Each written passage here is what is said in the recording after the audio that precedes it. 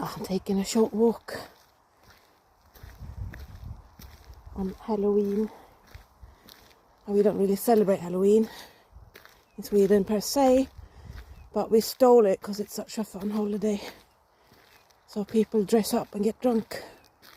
I think it's more for the adults than for the kids. Look at our cute little playground we have here.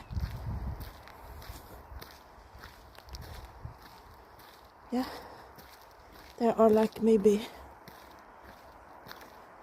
I don't know, 10 kids that come here and play.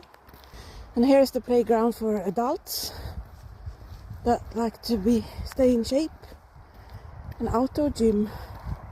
I've never seen anyone here. There's like a little hockey field. They make ice there in the winter, of course. Yeah, it says here, in case anyone's not sure, hockey plan, hockey plane, hockey field. Yeah.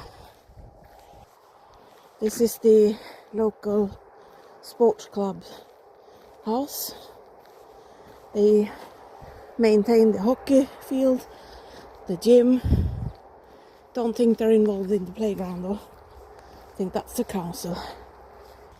Look at this cool machine my neighbour has. Needs some love and care though.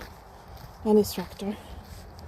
Oh, and there's the cornfield of horror for Halloween. In case you need a little video of a cornfield. It is tempting to win there. It is. Yeah, I'll resist. This is our mailbox holder thing. So you can see it's really tilted. Oh, car's coming. Where's it going? My neighbor came home. Anyway,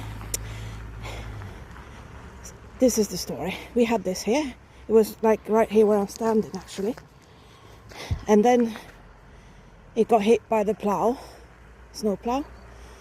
And it was crooked for like a few years. And then our neighbor, the one that just arrived, fixed it. And he moved the post.